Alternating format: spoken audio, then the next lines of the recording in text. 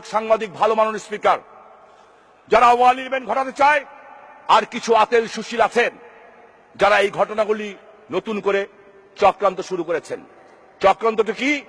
শেখ হাসিনার প্রশ্নে যারা বিন্দু পরিমাণ আপোষ করবে না তাদেরকে টার্গেট করা হচ্ছে, চরিত্র হনন করা হবে, এমন ভাবে হনন করা হবে যাতে আগামীতে তারা রাস্তায় জনগণের সামনে যেতে না পারে, কিংবা দলের ভিতরেই বিতর্ক করা হবে।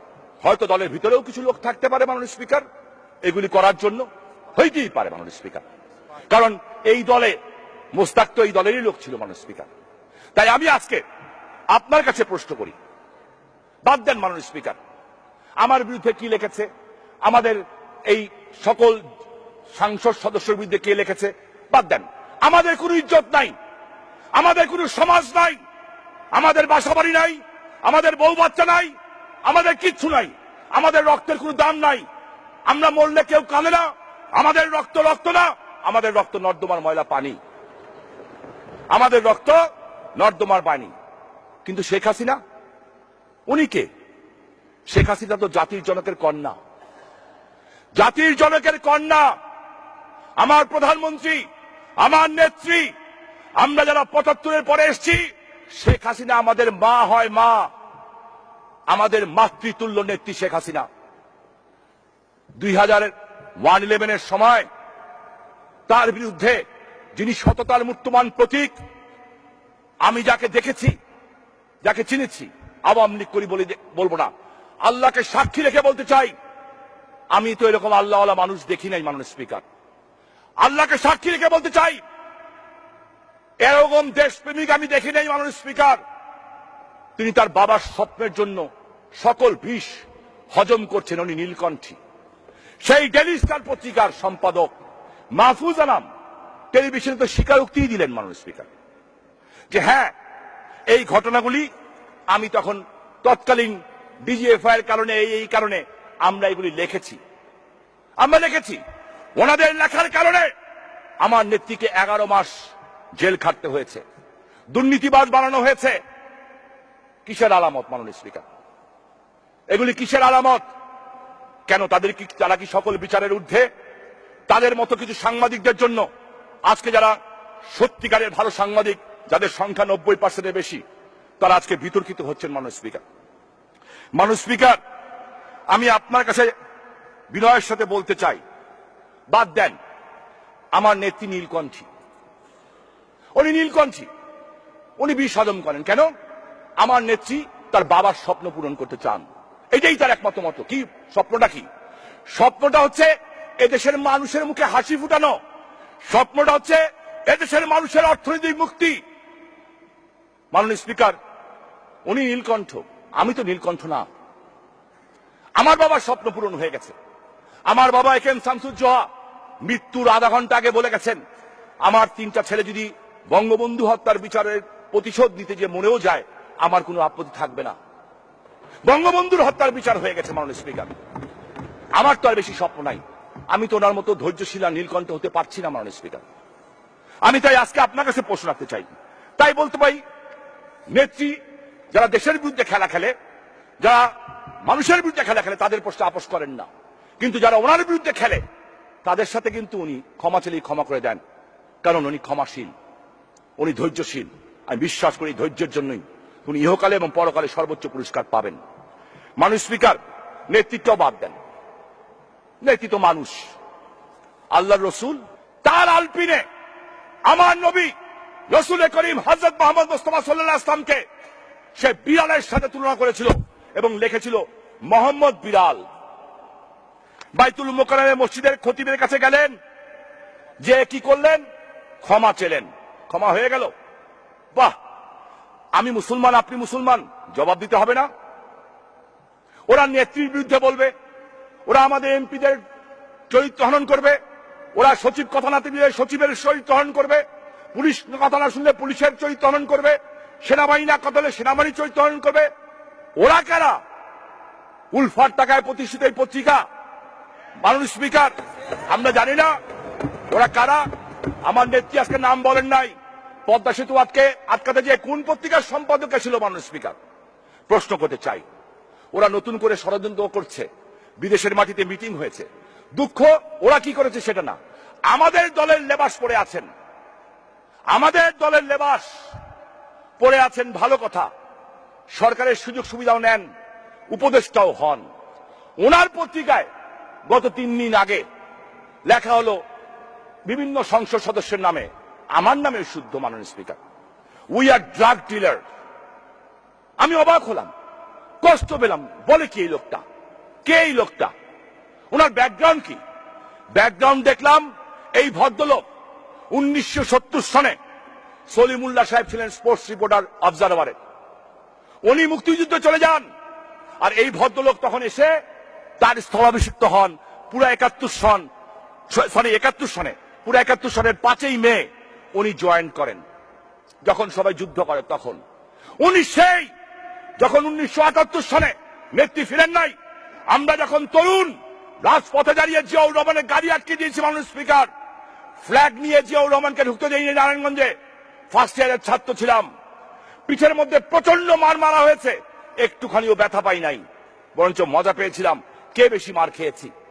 সাজিদ সহ, আলিম সহ 19 জন মন্ত্রীকে নারায়ণগঞ্জে ঢুকতে দেয় নাই, মাননীয় স্পিকার, মামলা খেয়েছি কিন্তু ভয় পাই নাই। কষ্ট লাগে আমরা যখন এই কাজটি করছি, এই ভদ্রলোক যিনি আমাদের কৃপায় টিকে আছেন, মুস্তাককে নিয়ে বড় চিন্তা হয়, মানুষ ভয় লাগে, মনে হয় কোথায় জানি কি একটা ষড়যন্ত্র হচ্ছে। কারণ এই ভদ্রলোক সেই দিন গোলাম আজমের নাগরিকত্ব ফিরিয়ে দেওয়ার জন্য যারা যারা সই করেছিল, তার মধ্যে উনি অন্যতম। গোলাম আজমের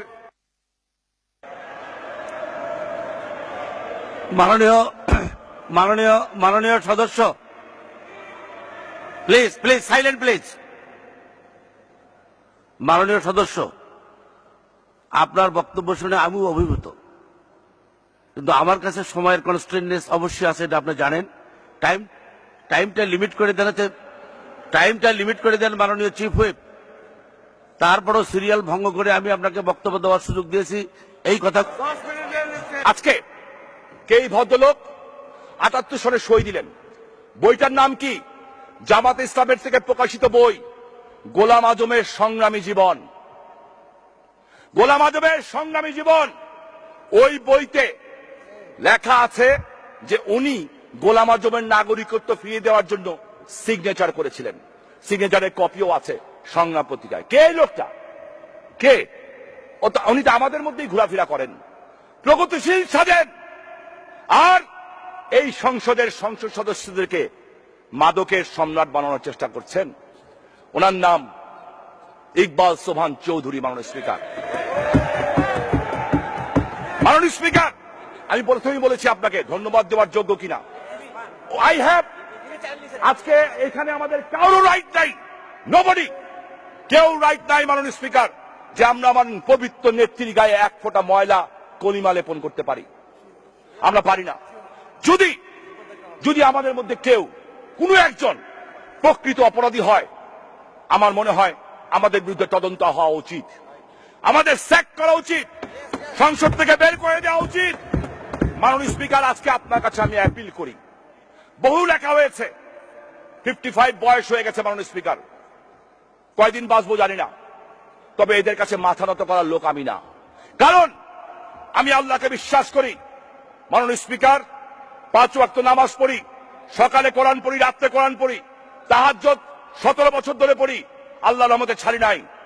আল্লাহ শুধু এইটাই নয়, ড্রাগ ডিলার, খুনি তো বহু দূরে কথা মাননীয় স্পিকার, ইসলাম ধর্মে যা কিছু নিষেধ আছে তার একটাও যদি আমি সম্পৃক্ত থাকি, মাননীয় স্পিকার আপনাকে কথা দিচ্ছি, এই সংসদে দাঁড়িয়ে কানে ধরে গলায় জুতোর মালা দিয়ে বেরিয়ে যাব মাননীয় স্পিকার।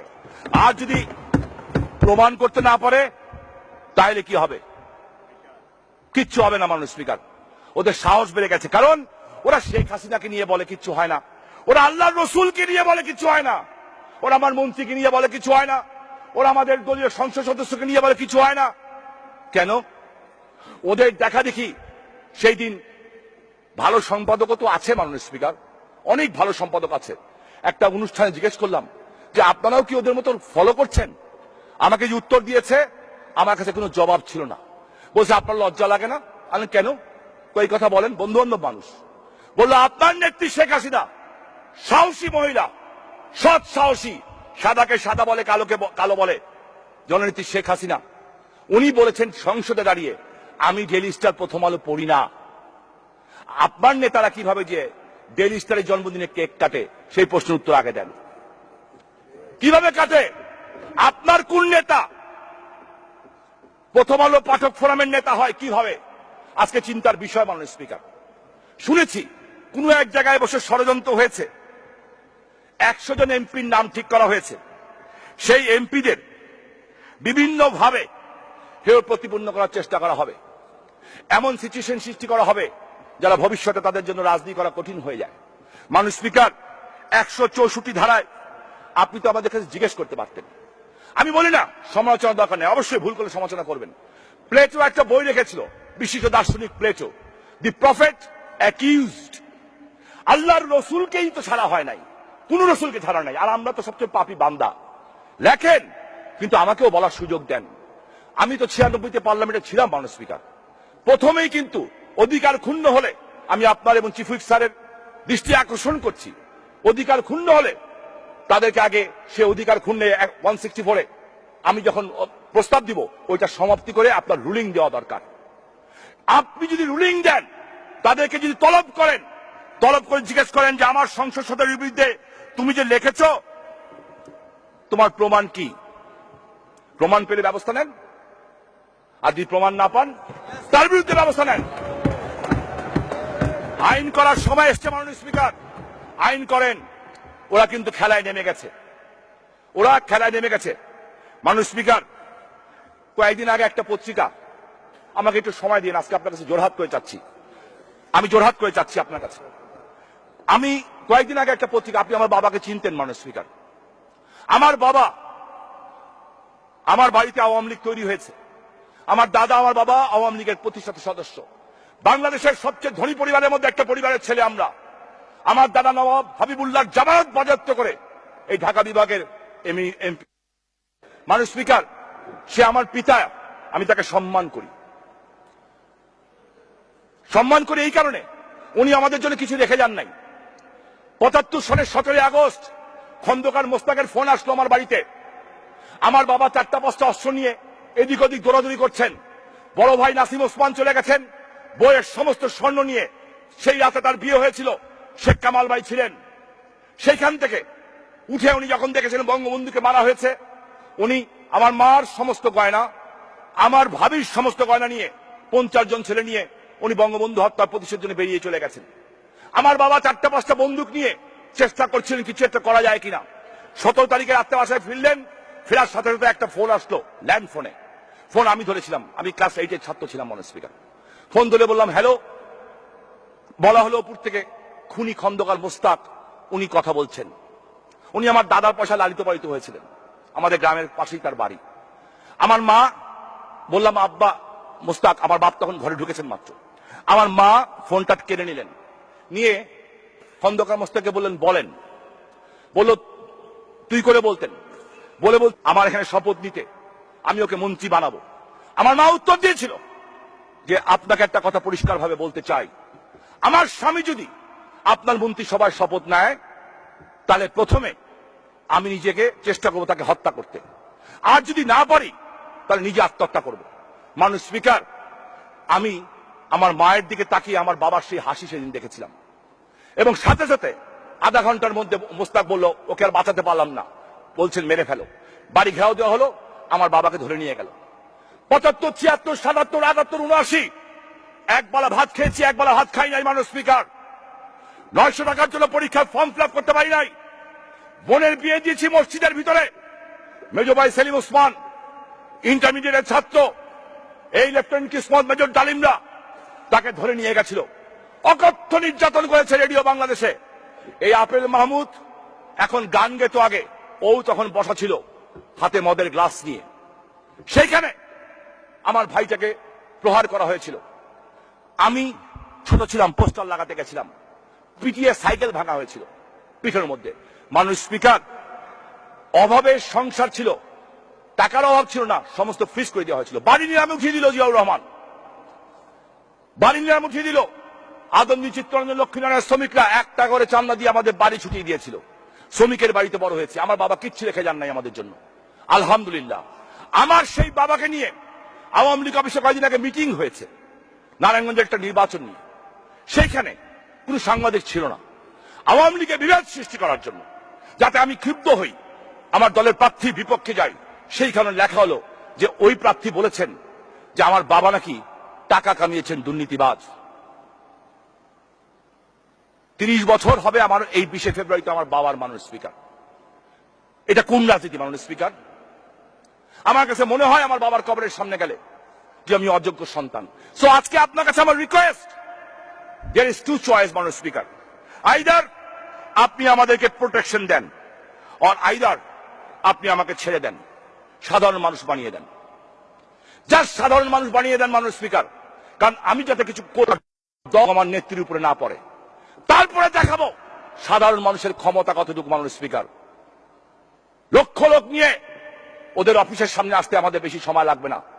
আমরা এই বাংলাদেশে বড় হয়েছি মাননীয় স্পিকার, চাওয়া পাওয়ার আশায় বড় হই নাই, এমন কোন অপরাধ করি নাই যে আল্লাহ ছাড়া কাউকে ভয় পাবো।